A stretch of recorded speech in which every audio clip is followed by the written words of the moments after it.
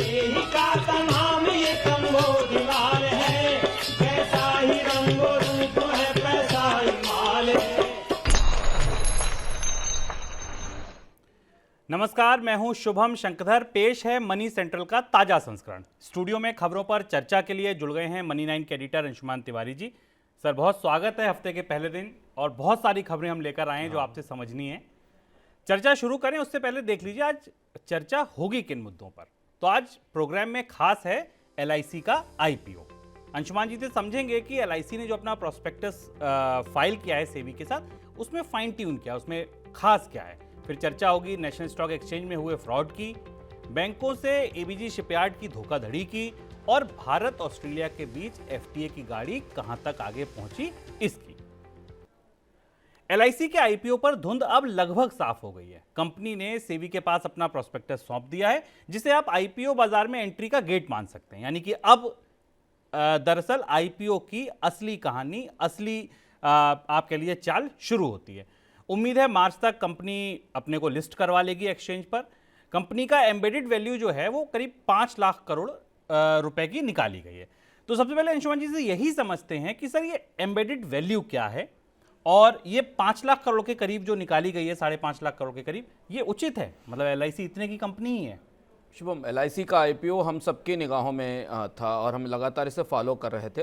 Red herring prospectus file होने के साथ अब कम से कम आधिकारिक रूप से सरकार LIC के IPO लाने की दिशा में आगे बढ़ गई है। उसने देश के शेयर नियामक को ये सूचना दे दी है कि भारत की सबसे बड़ी बीमा कंपनी अपनी 5% हिस्सेदारी बेचने के लिए तैयार है, उसकी लिस्टिंग कराने के लिए तैयार है।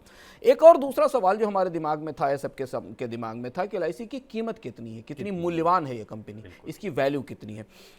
इसके लिए जो फार्मूला इस्तेमाल किया गया, इस फार्मूले पर पिछले 1 साल से बहुत सारा कयास चल रहा था कि कैसे वो फार्मूला निकाला जाएगा। इसके लिए सरकार ने एम्बेडेड वैल्यू का फार्मूला निकाला है। एम्बेडेड वैल्यू का फार्मूला इंश्योरेंस कंपनी के वैल्यूएशन में काफ़ी आम है। बीमा कंपनियों के कारोबार किसी सामान्य brick and mortar company, cement company, FMCG कंपनियों की तुलना में अलग तरीके से चलते हैं, तो उसके लिए एक फार्मूला लगाया जाता है। उस फार्मूले को इस तरह से बनाया जाता है कि किसी बीमा कंपनी की कैपिटल कितनी है, उसका सरप्लस कितना है, और उसके प्रेजेंट बिजनेस की फ्यूचर प्रॉफिट वैल्यू क्या है, या उसका जो पूरा पॉलिसी बिजनेस है उसकी प्रॉफिट वैल्यू क्या है।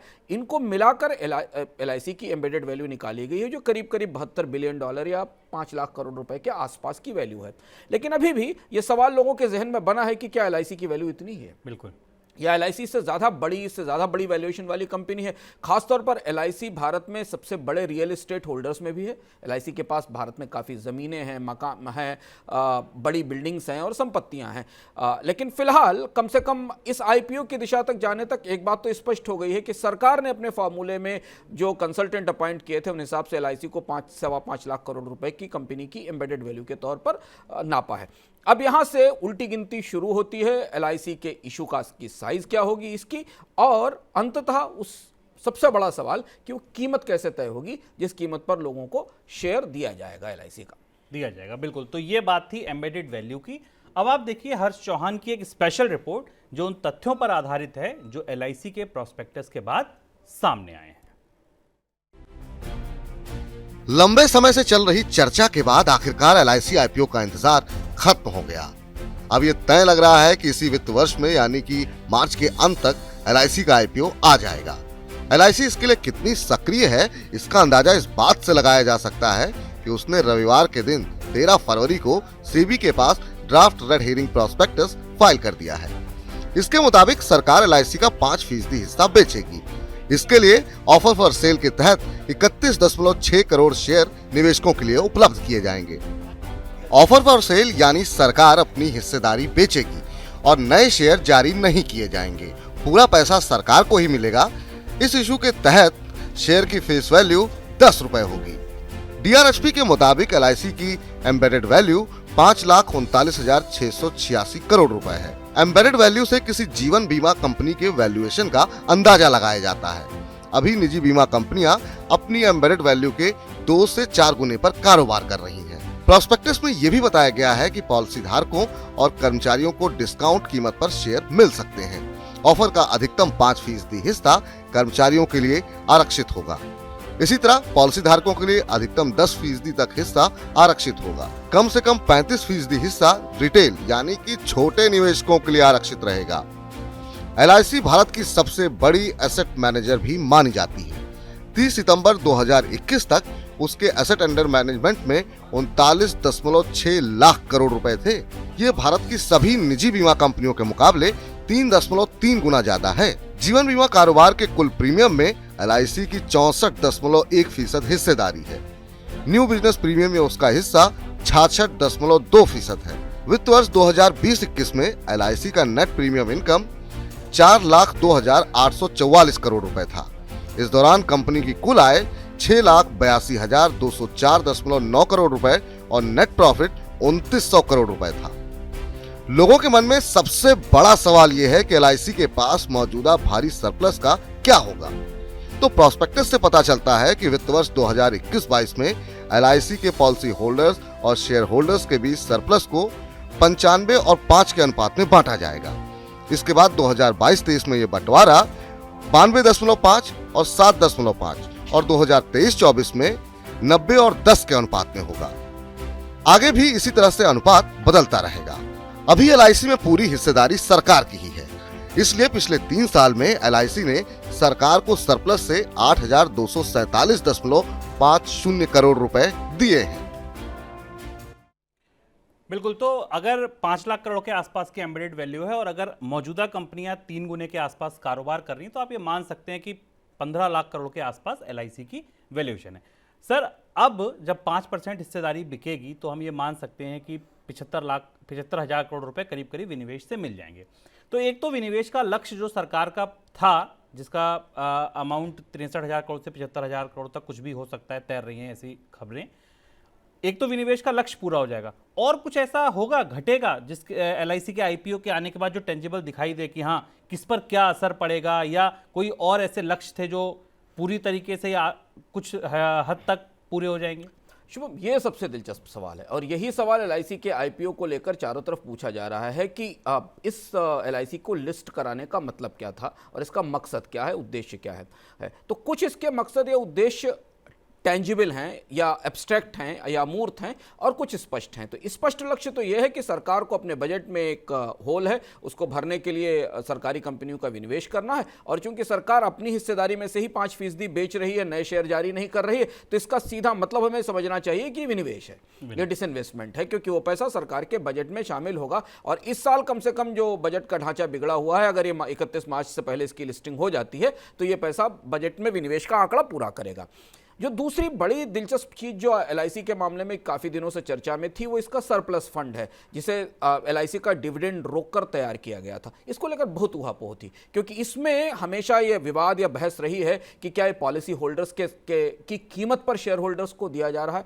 पर अगर आप LIC का पूरा प्रॉस्पेक्टस देखें तो आपको उसको पढ़ के लगेगा कि अब ये धीमे धीमे पॉलिसी होल्डर से इन्वेस्टर्स की तरफ झुक रही है। यानी वो जो शेयर होल्डर्स का फंड क्रिएट किया गया था, उसमें 95-5 और 90-10 के रेशियो में वो हिस्सा धीमे धीमे शेयर होल्डर्स को बांटा जाएगा। हालांकि शेयर होल्डर्स में अभी भी बड़ा हिस्सा सरकार को ही मिलेगा, क्योंकि सरकार सबसे बड़ी शेयर होल्डर है, लेकिन पॉलिसी होल्डर्स के साथ अब शेयर होल्डर्स भी उस बड़ी किटी में, उस पाई में हिस्सेदार होना शुरू करेंगे। अब 2-3 चीजें एब्स्ट्रैक्ट हैं या सैद्धांतिक रूप से हैं। पहली चीज जो महत्वपूर्ण बात यह है कि LIC की लिस्टिंग से LIC में ट्रांसपेरेंसी आएगी, ये बात स्पष्ट है, क्योंकि वो भारत की सबसे बड़ी बीमा कंपनी है, शेयर बाजार में सबसे बड़ा निवेश करती है। हमने अपने पिछले मनी सेंट्रल्स में इस पर चर्चा भी की है कि LIC के पास किस स्टॉक्स में कितना इन्वेस्ट कर रखा है। 39-40 लाख करोड़ रुपए की एसेट उसके पास मैनेजमेंट में है। तो जो भारत के शेयर बाजार की सबसे बड़ी निवेशक है, उस कंपनी को शेयर बाजार में सूचीबद्ध होना चाहिए, ताकि ये पता चल सके कि वो जहां पैसा लगा रही है और उसके पीछे पॉलिसी होल्डर्स का जो पैसा लगा हुआ, उसमें ट्रांसपेरेंसी आए, ये जरूरी है। हालांकि इसमें तर्क दिया जा सकता है कि LIC सरकार की कंपनी है, सरकार को ट्रांसपेरेंटली हिसाब देती होगी, लेकिन फिर भी शेयर बाजार की पारदर्शिता के नियमों में आने के बाद आपको हर तिमाही LIC के नतीजे दिखाई देंगे, आपको LIC से के बाजार में गिरावट के साथ LIC को होने वाले नुकसान और फायदे की गणित पता चलेगी, जो हमें कभी नहीं पता चलती। हमें शायद ये भी पता चलेगा कि LIC का निवेश पर वास्तविक रेट ऑफ रिटर्न क्या है अलग अलग निवेशों पर, और ये वित्तीय पारदर्शिता के लिए जरूरी है। इसके अलावा 5% हिस्सेदारी बेचना कोई बहुत बड़ा फैसला या कोई बहुत बड़ा क्रांतिकारी बदलाव LIC के पूरे स्ट्रक्चर में इसलिए नहीं करेगा क्योंकि सरकार अभी भी निर्णायक रूप से इस कंपनी में नियंत्रक बनी रहेगी। सर, भरोसा कहिए या आप जोखिम रहित कहिए, इसका पर्याय थी LIC। IPO में कोई रिस्क फैक्टर है, आपको लगता है ऐसा? ये बहुत दिलचस्प सवाल है शुभम। और IPO आते हैं तो हमेशा उसमें रिस्क फैक्टर्स होते हैं। जो लोग IPO देखते, पढ़ते, समझते हैं या फॉर्म देखते हैं या प्रॉस्पेक्टस देखते हैं, उसमें रिस्क फैक्टर है। और ये सवाल मेरे दिमाग में लगातार 2 दिन से घूम रहा था कि LIC का रिस्क फैक्टर क्या हो सकता है।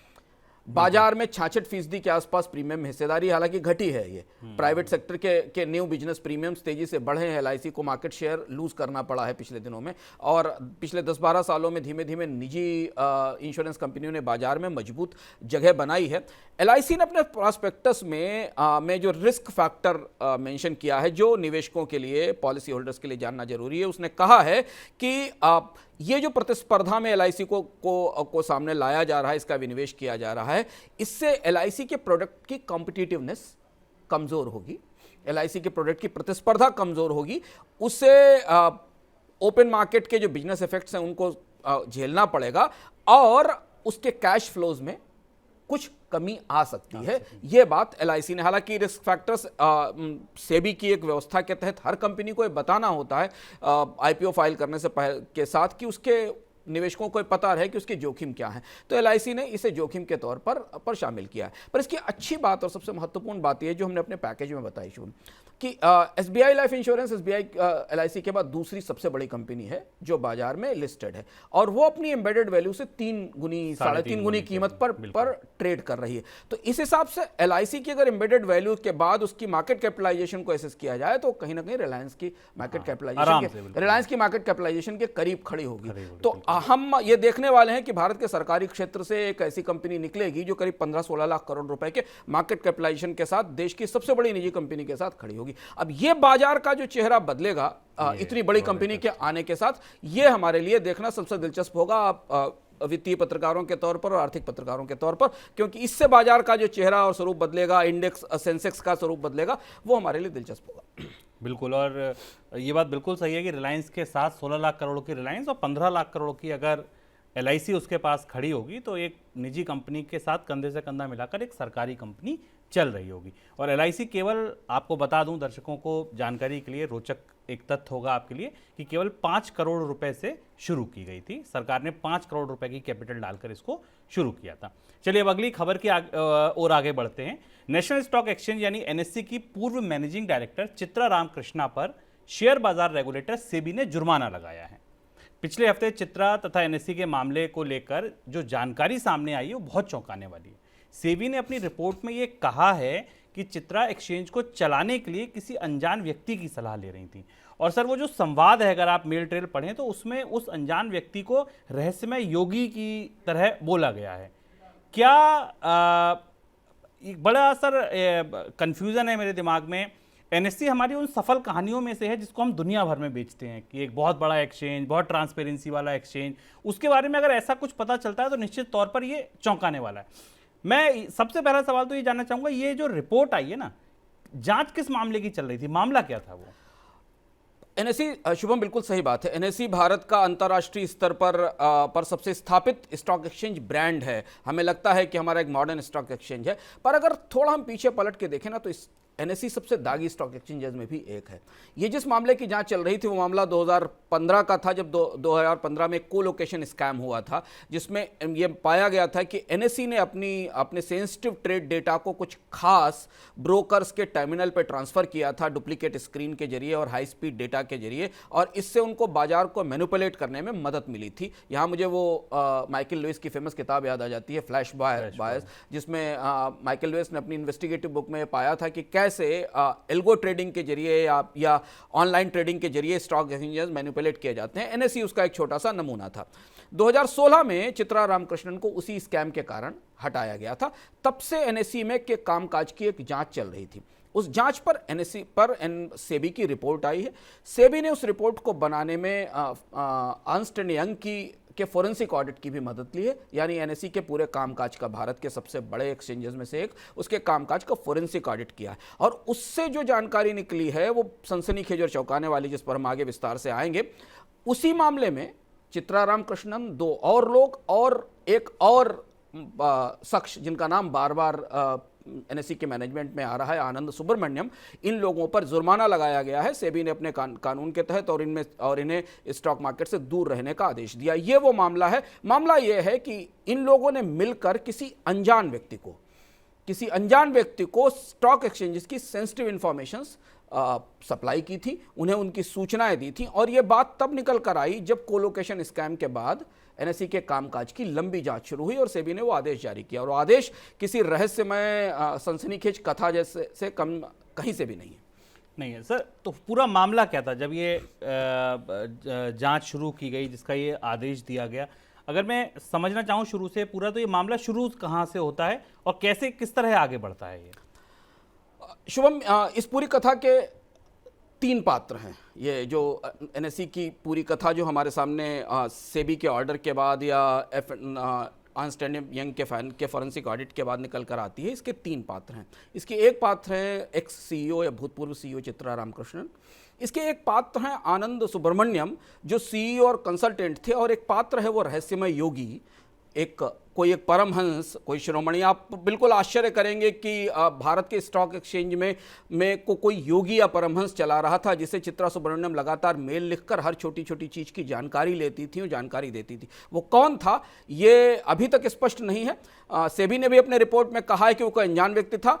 इस मेल ट्रेल में या मेल के संवादों में उसको किसी योगी के तौर पर उद्धृत और उसका उल्लेख किया गया है। और EY ने भी अपने ऑडिट में माना है कि कोई एक बाहरी व्यक्ति था जो भारत के इस सबसे बड़े स्टॉक एक्सचेंज में अपनी हिस्सेदारी रख रहा था और फैसले कर रहा था। अब इसके 3 बड़े हिस्से हैं जो हमें समझना चाहिए कि 3 बड़ी चीजें निकल कर आई हैं। पहली चीज, सेबी और अर्न्स्ट एंड यंग ने अपने जांच में यह पाया कि इस योगी के साथ, इस परमहंस के साथ, या उसको शिरोमणि के तौर पर कई तरीके के नामों से यूज किया जाता है, शुभम, उसके साथ एक्सचेंज की सारी सीक्रेट इंफॉर्मेशन शेयर की जाती थी।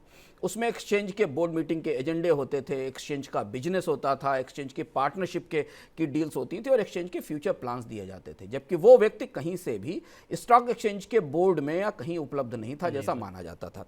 दूसरी चीज जो निकल कर आई है इसमें एक मेल है, और उस मेल में उस योगी ने चित्रा रामकृष्णन को लिखा है, और ये मेल कोलोकेशन स्कैम खुलने के बाद का है, 2015 का। उसमें लिखा है कि keep bags ready, I am planning to travel Seychelles next month, and if you like swimming then we can enjoy a sea bath in Seychelles and rest on the beach. वो कोलोकेशन स्कैम के बाद का email है। से बहुत revealing mail हैं जो इस कामकाज के बारे में, यानी उसे कोलोकेशन स्कैम, उसकी जांच, उसकी पड़ताल के बारे में जानकारी थी जो चल रहा था। दूसरा जो महत्वपूर्ण गड़बड़ी एनएसई ने इसमें पाई है वो आनंद सुब्रमण्यम को लेकर पाई है। आनंद सुब्रमण्यम एडवाइजर थे चित्रा सुब्रमण्यम के, बाद में वो सीईओ बने। उनके पास बहुत बड़ी ताकत थी, ऐसा EY ने अपनी रिपोर्ट में, फोरेंसिक रिपोर्ट में एनएसई को बताया है। उनके पास MD और CEO जैसी ताकत थी, लेकिन वो कंसल्टेंट थे। उनकी क्या भूमिका थी? उनकी तनख्वाह लगातार बढ़ाई जाती रही बगैर अप्रूवल के। ये एक बड़ी कॉर्पोरेट गवर्नेंस का इशू था जो इस एनएसई की जांच में निकल कर आया। और तीसरा ये कि इस योगी का दखल, इस सो कॉल्ड योगी का दखल एक्सचेंज के भीतर अपॉइंटमेंट्स में भी था। वहाँ अधिकारियों की जो नियुक्तियां होती थी उसे भी ये योगी दाखिल करता था। यहाँ तक कि व्यक्ति इतना महत्वपूर्ण था कि वो एनएसई की एक्स CEO को ये बताता था कि एनएसई की लिस्टिंग करने के लिए उसे दिल्ली में किससे किससे बात करनी चाहिए।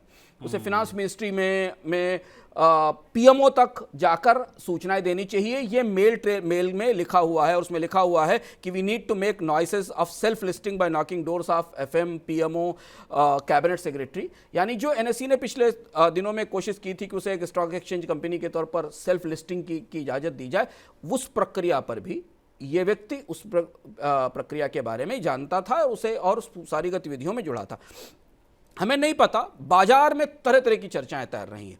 कल से परसों से मैं स्टॉक एक्सचेंज में, मुंबई स्टॉक एक्सचेंज में जिन लोगों से बात कर रहा हूं या दलाल स्ट्रीट में जिनसे बात कर रहा हूं, जितने मुंह उतनी बातें हैं, क्योंकि ऐसे घोटाले आमतौर पर बहुत सारे तरह के कयास जन्म देते हैं। बहुत सारे नाम अलग अलग घूम कर आ रहे हैं। कुछ लोगों का कहना है कि CEO आनंद सुब्रमण्यम भी योगी के तौर पर इंडिकेट किए गए थे, स्पष्ट नहीं है इस रिपोर्ट में। लेकिन हमें ये आश्चर्य इस बात पर होता है शुभम कि भारत का प्रीमियम स्टॉक एक्सचेंज, जिस पर 4 लाख करोड़ की जिसका मार्केट कैपिटलाइजेशन है, जिस पर इतने सारे लोगों का भरोसा और विश्वास है, वो चल कैसे रहा था? इसे चलाने का तरीका क्या था? इसका कॉर्पोरेट गवर्नेंस क्या था? उनमें लिस्टेड कंपनियां या निवेशकों के विश्वास को लेकर यह बहुत बड़ा सवाल है कि एक एक्सचेंज को किस तरह से चलाया जा रहा था। बिल्कुल, मतलब आप सोच के देखिए कि ये सर ऐसा एक्सचेंज जहाँ 4000 से ज़्यादा कंपनियाँ लिस्ट हैं, 5 करोड़ से ज़्यादा लोग सिप कर रहे हैं उन्हीं कंपनियों में जो वहाँ लिस्ट हैं, 8 करोड़ के करीब और 9 करोड़ के करीब हम डीमेट अकाउंट हैं, अगर उनमें आधे भी आप एक्टिव मान लीजिए तो 5 करोड़ लोग इस भरोसे, इस आस में वहाँ ट्रेडिंग कर रहे हैं उन कंपनियों में कि सब कुछ सही है। और उसके पीछे जब आप ये सुना रहे हैं तो मुझे ऐसा लगा किसी वेब सीरीज़ की कहानी सुन रहा हूँ कि एक बाबा है जो इतना बड़ा एक्सचेंज चला रहा है, मेल आता है, वो मतलब कितना अजीब। सर मतलब इस साख पर बड़ी चोट है। मतलब आप एक ऐसी कंपनी की बात कर रहे हैं जहाँ करोड़ों लोगों का छोटी छोटी बचत या पूंजी जिसके रास्ते में, ये नहीं कहूँगा उसमें लगी, लेकिन उसके रास्ते लगती है, वहाँ आपको लगता है कि नियामक ने जो जुर्माना लगाया या जो सज़ा दी गई, एक तरफ इन लोगों को सोचिए, इन आंकड़ों को सोचिए, नंबर्स को सोचिए, इस निवेश को सोचिए, उन कंपनियों को सोचिए, और उसके बाद सामने दी गई सज़ा देखिए और आरोप देखिए, आपको लगता है कि ये पर्याप्त है? आरोप तो नहीं है, क्योंकि अब तो सेबी ने अपनी जांच के बाद जुर्माना लगाया है इनके ऊपर। जुर्माना बहुत कम है, 3 करोड़ रुपए के आसपास का जुर्माना है, शायद इनको रोक दिया जाएगा। अगर आप इस पूरे जिन चीज़ों की तरफ आप इशारा कर रहे हैं, हम लोग जिन पर चर्चा कर रहे हैं, अगर आप NSE की एक्सचेंजेस की साख दुनिया में बहुत ज़्यादा है। एक्सचेंजेस दुनिया के ट्रस्ट का बेस हैं और रेगुलेटर उस ट्रस्ट को बनाने में का जिम्मेदार है, एक्सचेंजेस को चलाने में। इस हिसाब से अगर आप सेबी की सजा देखें तो बहुत कम लगती है। इसका कोई मतलब नहीं इस सजा का, जिस तरीके से एक्सचेंज चलाया जा रहा है। और यहाँ इससे ज़्यादा बड़ा सवाल यह है कि मुंबई की ये घटना दिल्ली को कब जगाएगी। जो भारत के फाइनेंशियल रेगुलेटर्स मुंबई की जगह दिल्ली में बैठे हुए, सरकार उन्हें यह समझना चाहिए कि भारत के सबसे बड़े एक्सचेंज को अगर इस तरह चलाया जाएगा तो आप जान सकते हैं कि जब एक्सचेंज में कॉर्पोरेट गवर्नेंस नहीं है तो कंपनियों में क्या कॉर्पोरेट गवर्नेंस होगी। जिन कंपनियों पर भरोसा करके आप अपनी बचत, अपनी पूंजी उनमें लगाते हैं, उनकी कॉर्पोरेट गवर्नेंस की क्या हालत होगी। जिस कॉर्पोरेट गवर्नेंस के आधार पर आप ये फैसला करते हो कि वो कंपनी मार्केट में खरीदी जानी चाहिए या बेची जानी चाहिए, उसे ट्रेड कराने वाले एक्सचेंज का यह हाल है कि वहां ये इसे इस तरह से चलाया जा रहा है। तो मुझे लगता है कि चुनाव के शोर में और यूक्रेन और रशिया के बीच तनाव में ये भारत के शेयर बाजार के सिस्टम की एक बहुत बड़ी दरार है जो खुलकर सामने आई, जो शायद हमें ओवरलुक नहीं करनी चाहिए। देश के नियामकों को, बाकी लोगों को इस पर गंभीरता से ध्यान देना चाहिए, क्योंकि भारत के शेयर बाजार घोटालों में, अनियमितता में, खराब कॉर्पोरेट गवर्नेंस के बार बार शिकार होते रहे हैं। हमने लगातार हर दशक में कुछ ना कुछ ऐसा देखा है जो शेयर बाजारों को इस तरीके की गतिविधियां लेकर आता रहा है। और अब आज जब हम अपने मनी सेंट्रल में दिखा चुके हैं कि भारत में कितना बड़ा निवेश छोटे निवेशकों का स्टॉक मार्केट में है, ऑलमोस्ट 50% से ज़्यादा हिस्सेदारी छोटे निवेशकों की प्रत्यक्ष और परोक्ष रूप से बाजार में है, तो हमें और हमारी सरकारों को और फिक्रमंद होकर और चिंतित होकर कम से कम ये तो फिक्स करना चाहिए कि वो जहाँ अपने निवेश कर रहे हैं वहाँ फैसले लेने में पारदर्शिता तो होगी। बिल्कुल। चलिए अब ऐसी ही एक और चौंकाने वाली खबर की तरफ आपको ले चलते हैं। सीबीआई ने देश के बड़े धोखाधड़ी मामले में एबीजी शिपयार्ड और उसके तत्कालीन एमडी समेत कई लोगों के खिलाफ केस दर्ज किया है। जी हां, कंपनी पर एसबीआई समेत 28 बैंकों के कंसोर्शियम के कुल 22,842 करोड़ रुपए की धोखाधड़ी का आरोप है। इसमें एसबीआई भी था, आईसीआईसीआई भी था, आईडीबीआई भी था। ये सारे बैंक इसका हिस्सा थे। सर, कैसे अंजाम दिया एबीजी शिपयार्ड ने इस पूरे घोटाले को? ये 22,000 करोड़ का जो घोटाला कहा जा रहा है, करीब 23,000 करोड़ मान लीजिए, 22,800 करोड़ का, कैसे अंजाम दिया कंपनी ने? कोई रॉकेट साइंस नहीं है। भारत के सारे बैंक घोटाले या बैंकों के फंड्स का इस्तेमाल जैसे बाकी लोग करते हैं, वैसा एबीजी शिपयार्ड ने भी किया।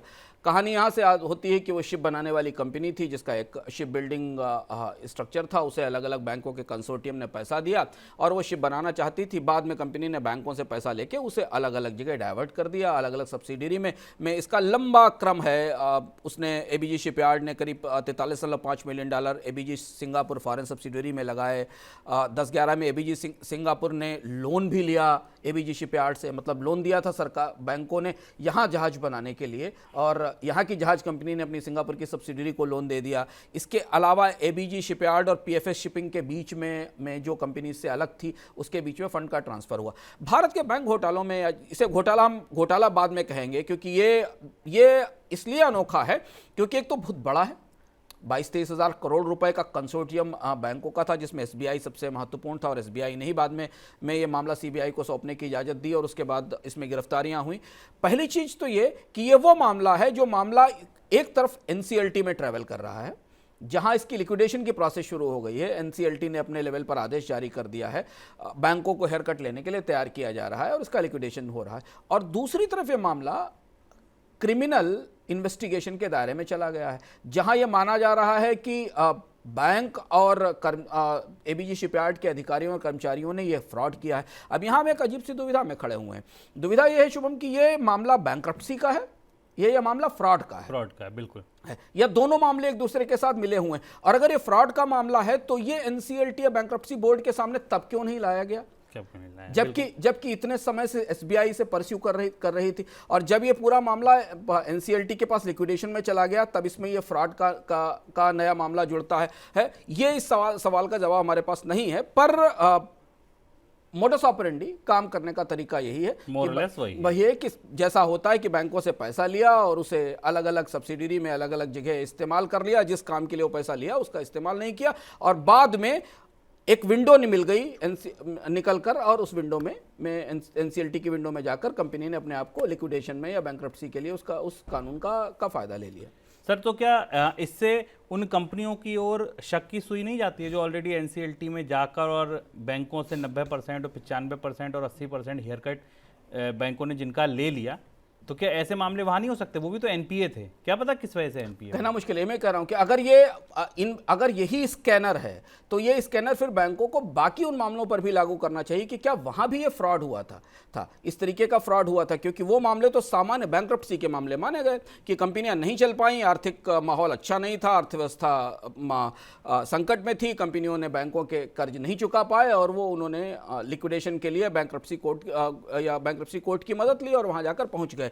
तो ये पहला मामला है जो बैंक्रप्सी अदालत से फ्रॉड की तरफ निकलता दिखाई दे रहा है और काफ़ी बड़ा है, तो इसलिए इसका नंबर लोगों को चौंकाने वाला है, 22,000-23,000 करोड़ रुपए का। लेकिन कुछ ऐसा है कहीं ना कहीं शुभम जो ग्रे है, जो रहस्यमय है एबीजी शिपयार्ड के एनसीएलटी की प्रोसीडिंग में और फ्रॉड की प्रोसीडिंग के बीच कहीं ना कुछ है जिसकी पर्दादारी दिखती है, बिल्कुल।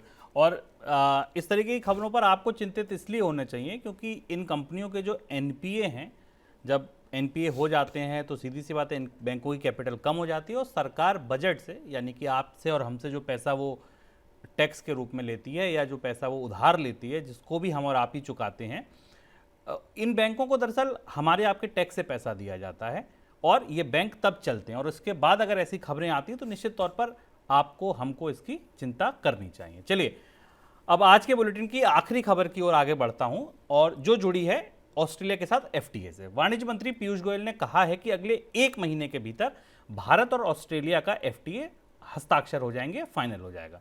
ज़्यादातर वस्तुओं को लेकर दोनों देशों के बीच सहमति बन चुकी है।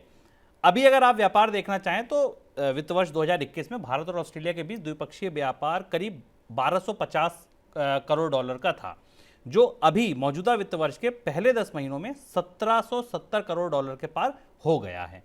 सर, मान लिया जाए कि अब इस एफटीए पर अगले महीने 15 दिन में, 1.5 महीने में हस्ताक्षर हो जाएंगे और हम बहुत लंबे समय बाद एक एफटीए पर आगे बढ़ जाएंगे? एक बड़ा भारत के विदेश व्यापार पे जिस पर हमने विस्तार से चर्चा की थी इकोनॉमिकम में और मनी सेंट्रल में भी, कि एक बड़ी शिफ्ट, एक बड़ा परिवर्तन हमें विदेश व्यापार नीति में दिखाई दे रहा है। ये फ्री ट्रेड एग्रीमेंट करीब करीब समझौते के करीब पहुंच गया। यदि सरकार के मंत्रियों की बात दावे सही हैं तो अगले 30 दिनों में भारत और ऑस्ट्रेलिया एक अर्ली हार्वेस्ट एग्रीमेंट साइन करेंगे, जो एफटीए का पार्ट होता है। अर्ली हार्वेस्ट एग्रीमेंट में कुछ चीज़ों पर तत्काल एक दूसरे को रियायत देने की प्रक्रिया शुरू की जाती है। इसमें जेम्स, ज्वेलरी और भी कुछ मिनरल्स इनको शामिल किया गया है और इसकी घोषणा शायद मार्च के अंत तक हो जाएगी और भारत और ऑस्ट्रेलिया के बीच इस एफटीए की शुरुआत हो जाएगी। ये एक अंतरिम समझौता होगा, फिर बाद में दोनों देश मिलकर एक लंबे फ्री ट्रेड एग्रीमेंट पर चर्चा करेंगे। सर, डेयरी को लेकर बातचीत चल रही थी, उसका क्या हुआ? वो इस समझौते का हिस्सा है, नहीं है? वहाँ वो गाड़ी कहाँ तक पहुँची? शायद दोनों देश की सरकारों ने, जैसा हमें बयान पढ़ने को मिले ऑस्ट्रेलिया के विदेश मंत्री के, कि हमें भारत की संवेदनशीलताएं मालूम है, हमें डेयरी और एग्रीकल्चर को लेकर भारत की चुनौतियां मालूम है, तो फिलहाल डेयरी और एग्री आइटम्स को इस एफटीए और अर्ली हार्वेस्ट एग्रीमेंट्स के दायरे से बाहर रखा गया है। ऐसे संकेत हमें मिले हैं कि ऑस्ट्रेलिया ने भी इस बात को रिकॉग्नाइज किया है कि भारत के लिए डेयरी सेक्टर और एग्रीकल्चर सेक्टर पे अपने बाजार को खोलना फिलहाल संभव नहीं है, लेकिन बाकी चीज़ों के लिए जो द्विपक्षीय व्यापार का में ज़रूरी हैं उन पर इसे खोला जाएगा। इस अर्ली हार्वेस्ट एग्रीमेंट के जो डिटेल्स आएंगे उन्हें देखकर हमें ये पता चलेगा कि आखिर कौन कौन से उत्पाद और कौन कौन सी वस्तुएं इस एग्रीमेंट का पार्ट हैं। आमतौर पर एफटीए जब भी होते हैं तो उनमें दोनों देश एक दूसरे देशों को समझौते के तहत आयात शुल्क कम करने की सुविधा देते हैं, प्रेफरेंस देते हैं सामानों को मंगाने में, और इसके अलावा जब फुल एफटीए होता है तब उसमें इन्वेस्टमेंट से रिलेटेड और सर्विसेज के एक्सपोर्ट से भी रिलेटेड कुछ जोड़े जाते हैं। मेरी निगाह इस बात पर रहेगी, हमारी निगाह इस बात पर रहेगी कि भारत का अर्ली हार्वेस्ट एग्रीमेंट उत्पादों के अलावा सेवाओं को भी शामिल करता है, क्यों नहीं कि नहीं, क्योंकि भारत और ऑस्ट्रेलिया के बीच सर्विसेज का एक्सपोर्ट काफ़ी पोटेंशियल, काफ़ी संभावना भरा हुआ है। बिल्कुल। तो ये थी आज की बड़ी खबरें जिस पर हमने अंशुमान जी के साथ चर्चा की। सर, बहुत बहुत शुक्रिया आपका। लेकिन मनी सेंट्रल में जाते जाते मैं आपको छोड़ जाता हूँ एक मनी ज्ञान के साथ, जो बहुत ज़रूरी है आपके जानने के लिए। तो आप जानिए इस मनी ज्ञान में क्या है ओएफएस, और हमें दीजिए इजाज़त। नमस्कार। बाजार से पैसा जुटाने के लिए कंपनियां आईपीओ लाती हैं। इसमें दो तरीके से शेयरों की बिक्री की जाती है। पहला तरीका है फ्रेश इशू जारी करना और दूसरा offer for sale. Fresh issue से जुटाई गई रकम सीधे कंपनी के पास जाती है। ओएफएस यानी ऑफर फॉर सेल में कंपनी के मौजूदा निवेशक या शेयरधारक अपनी हिस्सेदारी बेचते या कम करते हैं। इस तरीके से बेचे गए शेयरों से मिली रकम निवेशक या शेयरधारक को मिलती है। ये हम सभी जानते हैं कि एलआईसी पूरी तरह से एक सरकारी कंपनी है। सरकार अपना 5% हिस्सा बेच रही है, तो जाहिर है इससे मिलने वाला पैसा भी सरकार के पास ही जाएगा। ओएफएस में प्रमोटर का हिस्सा बिकने से प्रमोटर की शेयर होल्डिंग घट जाती है और नॉन प्रमोटर या पब्लिक शेयर होल्डिंग बढ़ जाती है।